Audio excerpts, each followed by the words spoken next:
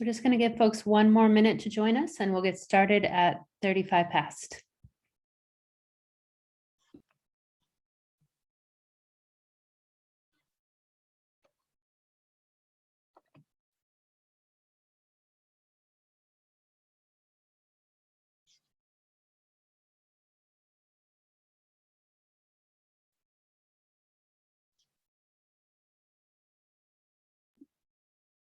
Okay.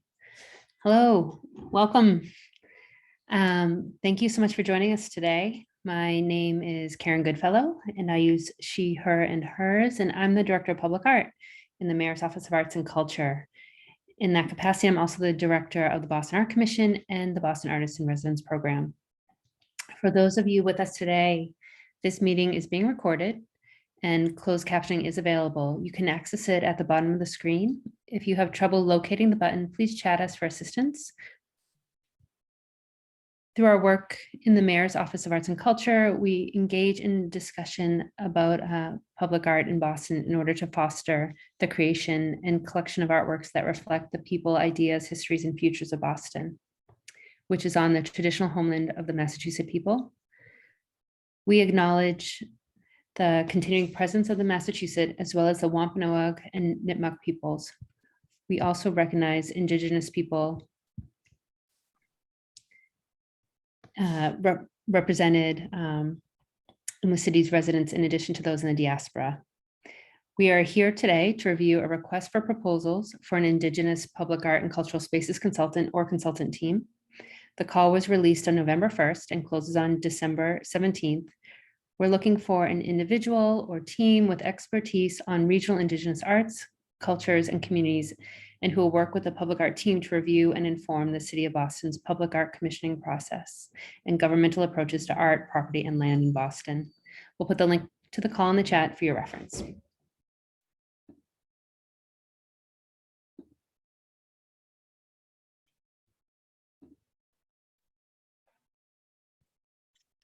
I'll hop in. I just want to do some quick introductions. Hi, everyone. My name is Sharon McGooney, and I'm the Boston Area Program Manager. My pronouns are she, her, hers. And we're going to be walking through the call, and then we'll take some questions at the end. And the plan for today is to review the call, and we'll share links, and we'll have a Q&A portion afterwards. And we'll do our best to answer questions. But please keep those until the end so we can get through all of our slides, and we can dig into those who might have any questions. And I'll pass it over to my colleague, Sarah. Hi, everyone. My name is Sarah Rodrigo. I use the she series of pronouns, and I'm the Senior Public Art Project Manager. I'm really happy to be here and excited to be helping out with this call. Thank you. We wanted to start by providing some context for today's presentation and conversation. We're sharing recent highlights and work that's been taking place for nearly the past decade in public art, from updating the policies to publishing and iterating on procedures to redefining our understanding of what public art is and could be to address failures and voids in the city's public art and commemorative landscape. We share this today to remind us that all our work is dynamic and rooted in community dialogue. With each of these milestones here, we see the influence of people, notably the artists and cultural organizers, in pressing for transformative artworks in every neighborhood, to demanding for the removal of artworks that miseducate us and tell false and harmful stories. Looking more closely at that timeline, we want to highlight a few milestones that were directly related to our conversation today. First, at the end, the report, An Opportunity for Change, which was commissioned in 2018. The report included an overview of how other cities have tackled the issue of re-examining monuments and a summary of 6 local monuments that are in some way controversial or offer opportunities to engage with painful histories, and included recommendations around engaging and connecting with Indigenous communities. The Confronting Colonial Myths and Boston's Public Space panel series, organized and led by Erin Genia. During this 3-series panel, Indigenous leaders, artists, and cultural workers spoke about their work in the public realm and addressed how symbols perpetuating colonial myths affect the lives of Indigenous people in the city and contribute to the public health emergency of racism. We held public discussions around the removal of the Christopher Columbus statue. And the public art team is also continuing to review the curatorial mission that we use in all the work that we do around public art. It's an iterative process, but we're hoping to have a more updated version of our bylaws. And so that when we enter this role, working with a consultant, we have a more up-to-date version of our processes and policies for them to work with. Some members of our office have also been participating in an internal interdepartmental meeting happening on a monthly basis to support Indigenous efforts across the city. And we've received really helpful feedback from that group in our work and preparing to release this call. And lastly, the BAC special meeting on Indigenous public art and cultural spaces, which was organized in coordination with former Mayor Erin Genia. And a lot of that information you can find on our website if you're curious about learning more about the work we've been doing.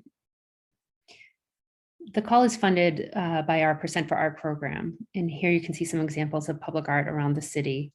Our office does capital funded public art projects in all neighborhoods.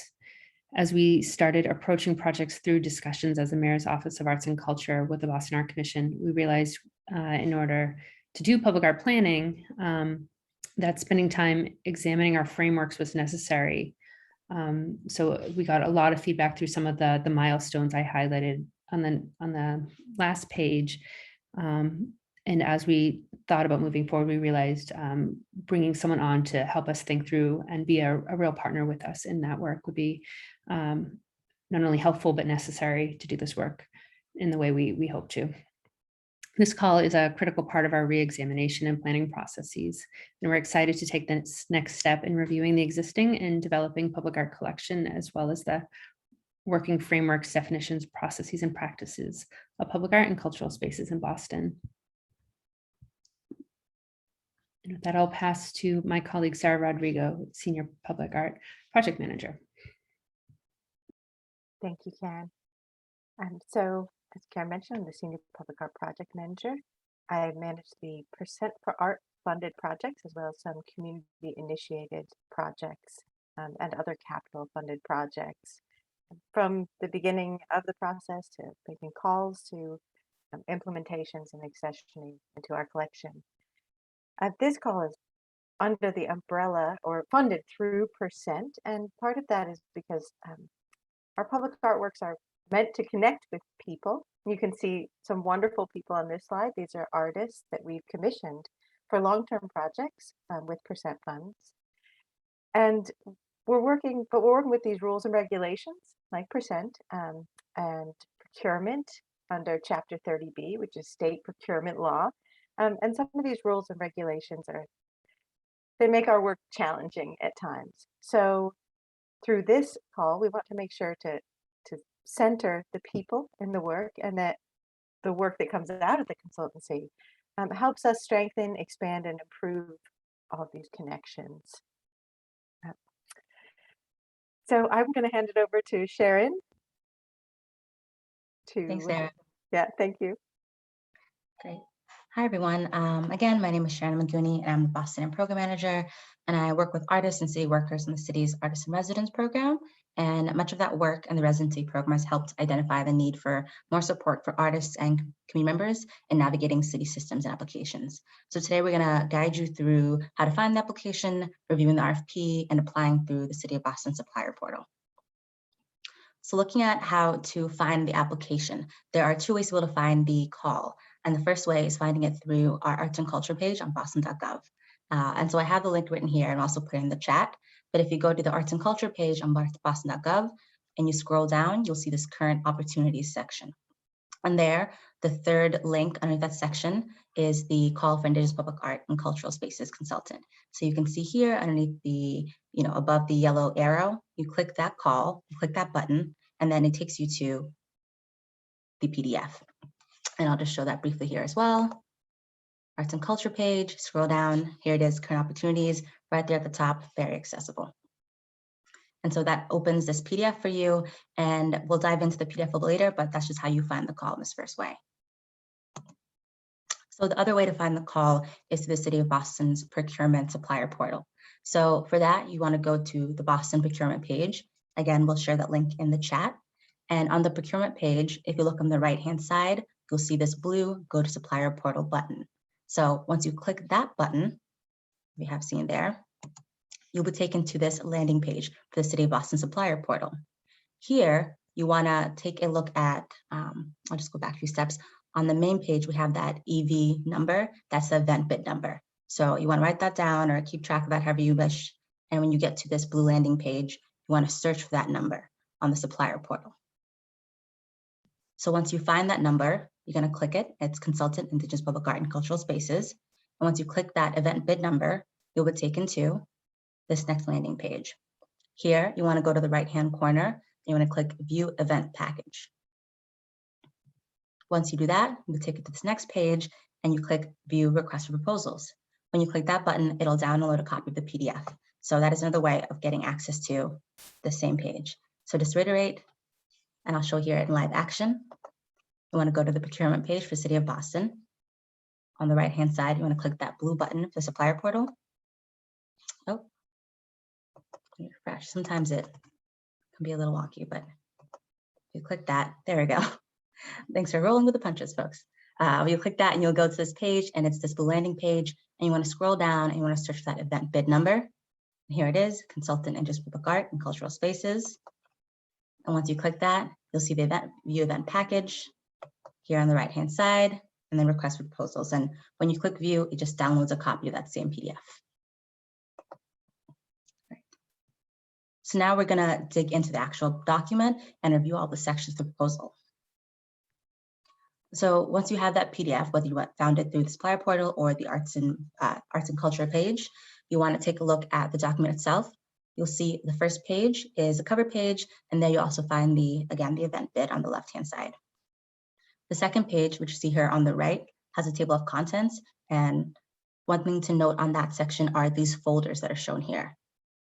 So you'll see first folder and click this link as well. This first folder sends you to the application booklet, where you can view all the sections in the proposal separately, as if you're looking through a booklet. If you want to have it all in one document, you view this click link. So just keep track of that as you kind of review the document itself. So then also in this first PDF, you'll have the third page, and it has the basics, which just highlights the important information about the call. As you see here, and we'll go into that a little bit later. But things to note, of course, the budget, $150,000, and the deadline December 17th, and then the deadline for sending in application questions is December 8th.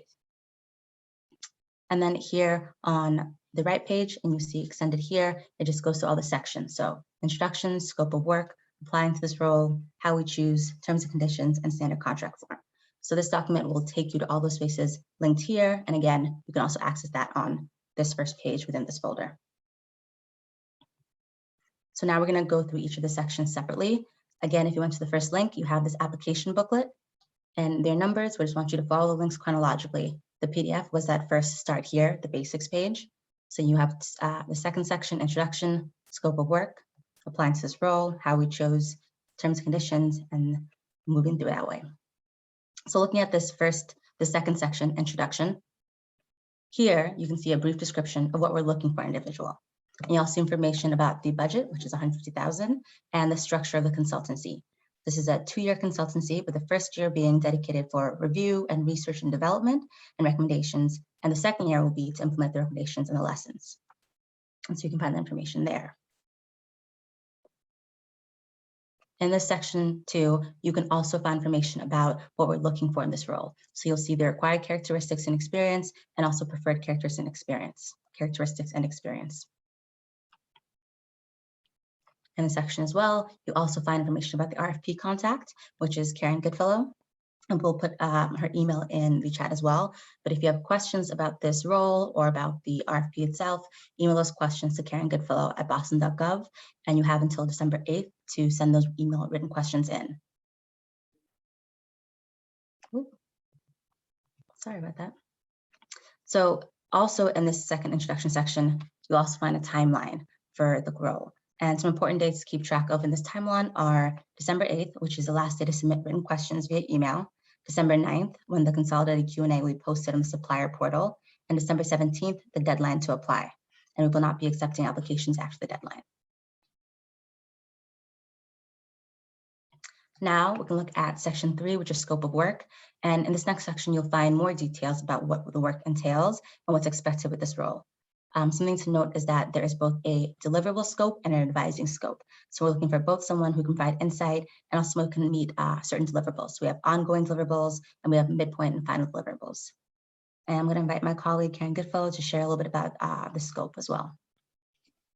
Thanks, Sharon. And I'll just add that as we developed these points in the scope, that we were doing our best to, at times, think about what we believe we'll need, but we do see these to be a conversation with the consultant that comes on, and we can think about what the best things, there may be things that we're missing that we decide, are really important to include, and some things that, as we move along, we can talk together and say, well, we thought that would be a good idea, but actually, this other thing would be better. So I also just wanted to stress that we're really looking for a dialogue with the person we bring in, but we want to give a sense of where we're coming from and what we're expecting to be able to come out of this with, but are very open to conversation as we move forward.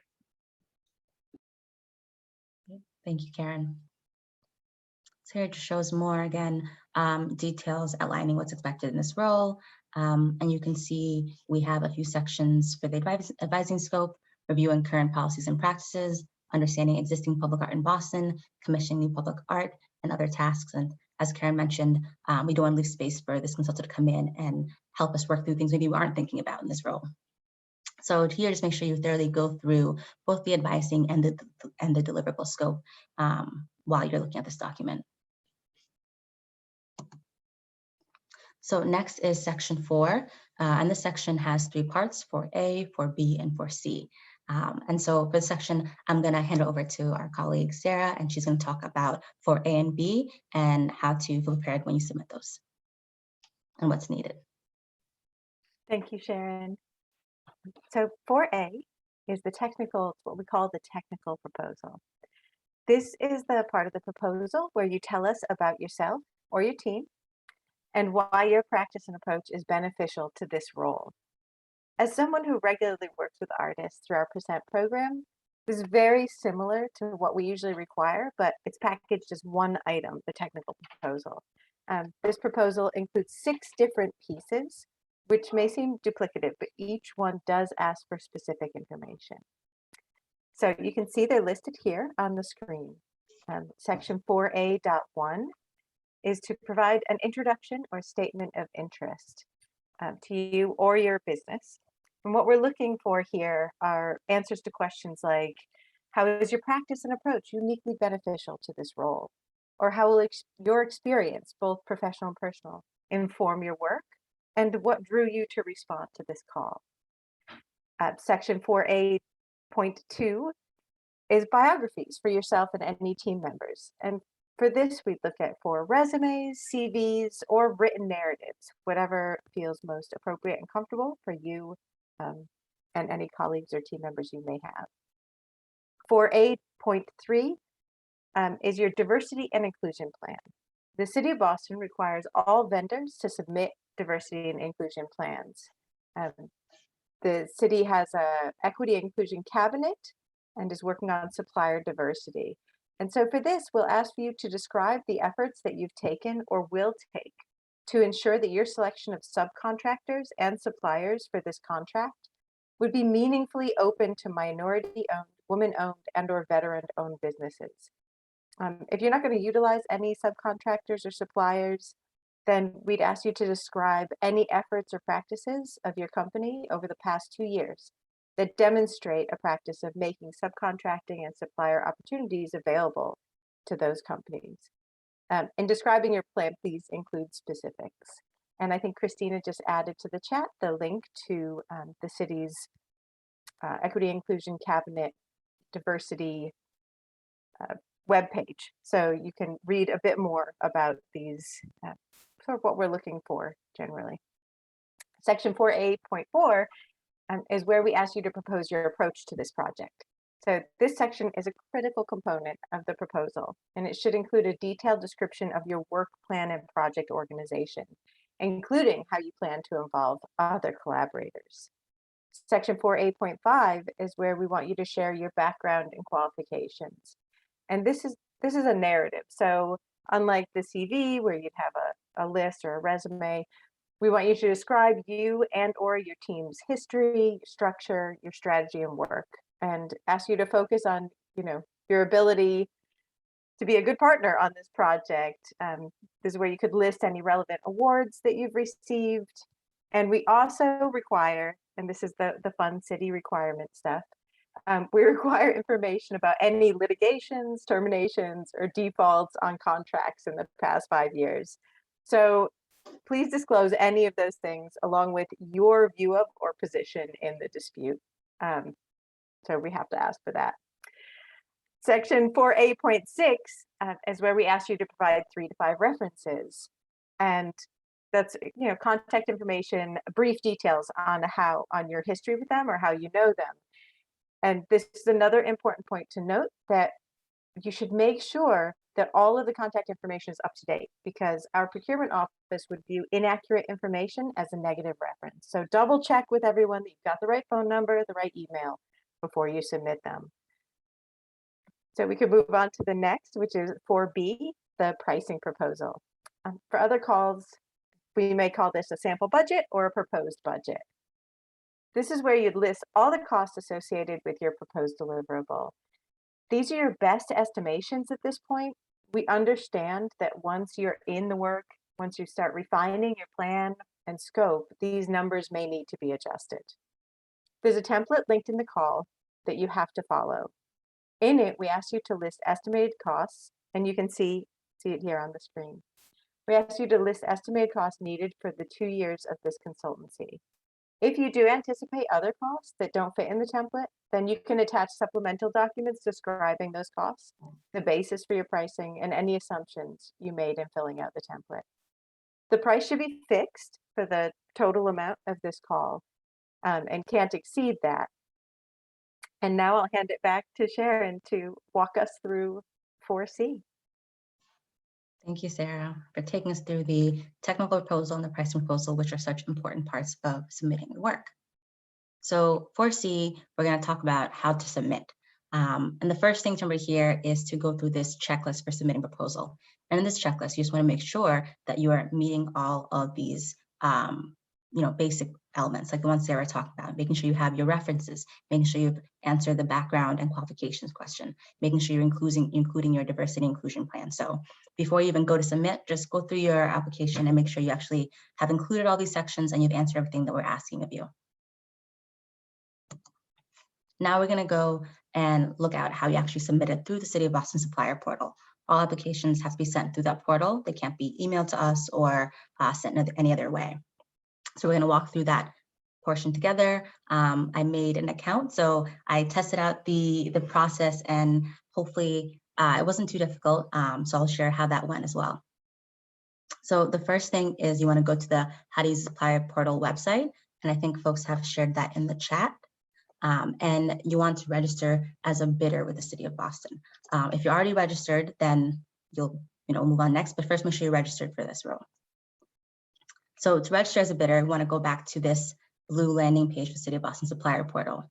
And if you look on the left-hand side, you'll see the instructions for registering as a sourcing bidder.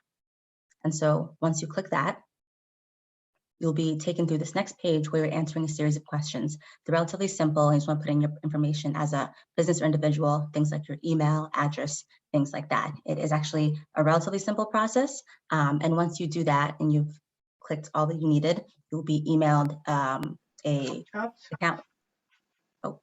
you'll be emailed an account name and also a temporary password. So once you've been emailed an account name and temporary password and you've logged in, you want to go back to that same landing page. And remember how we originally took the event bid and we found the role and we clicked that page. Now when you're logged in, you'll see it this way. So you see the similar view event package information there on the top right corner.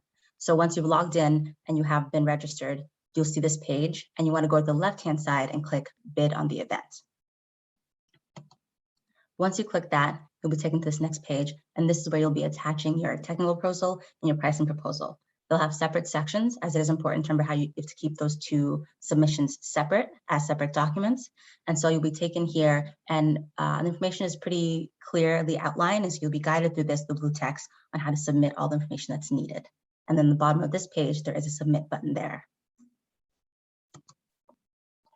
And so that is the process. Again, please make sure you're going to the How to Use Supplier portal page, because there are also a lot of helpful information about if you run into any obstacles and who to email in case you have trouble registering as a bidder.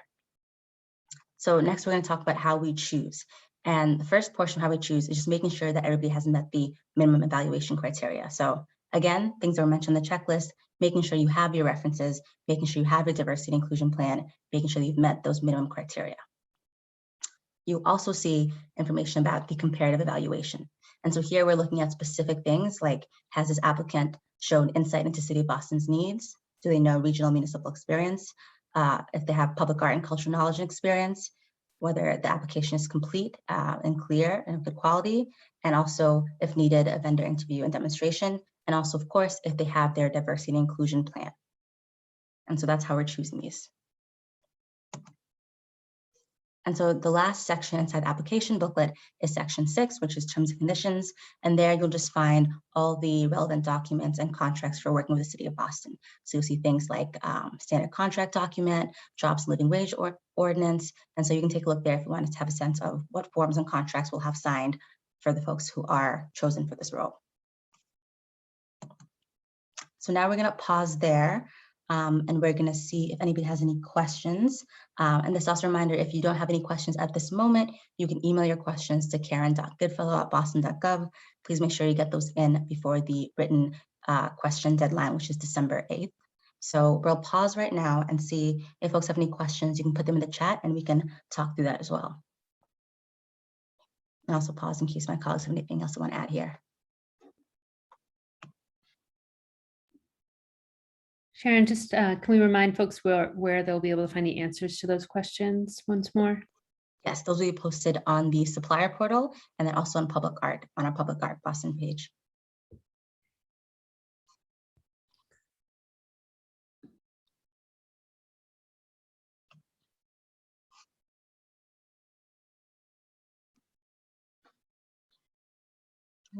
If there are no questions coming in the chat, just a reminder to bookmark this. Oh, actually, are there questions? We did. Oh, great. For the timeline, year 1 and year 2 deliverables. Sure. Can we pull up to that slide? Yes, I'll pull. So Sharon, as she gets that and can get into more of the detail, I'll just give a little bit of background on what our thinking was. So we know this is a lot of work, and it's something we really don't want to become a report that lives in a drawer. So we thought what would be great to do would be to work with someone the first year, and we're expecting, again, there to be a lot of participation and conversation and collaboration during that first year. But really spending time learning and researching and exploring, more specifically during that year. And in the second year, spending that time really collaborating on implementation of the research and the learning that was done in the first year. So that's the basic idea, is really not just to have a consultant come in and give us a report and telling us you should do these things, but then to work with us to actually, stay in conversation with us as we do that work. Sharon, I don't know if you want to hop in there, or Sarah, if you have anything. The one thing I'll add is part of the reason why we decided to have both final midpoint deliverables, but also some ongoing deliverables. So there are moments while this person is still with us where we can create those changes and kind of put things into practice, so that it's not they spend all that time and at the final end we get all recommendations and they're not there to see things kind of come to fruition. So we want to have time for them also to have us put these recommendations in practice, and maybe while we're doing them we realize, oh, we have to make a shift, or as we're seeing them being implemented we can gain more knowledge and adjust as we go. I'm not sure if Sarah had anything else to add.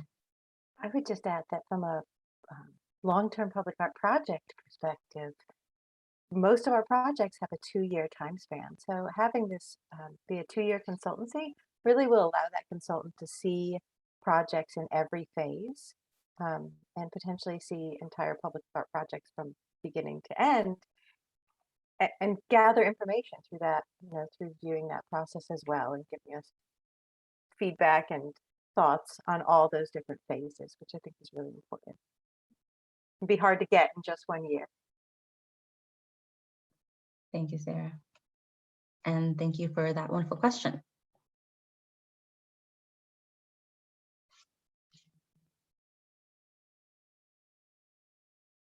Not sure if there are any other questions in the space. We'll give it another moment in case folks think of another one.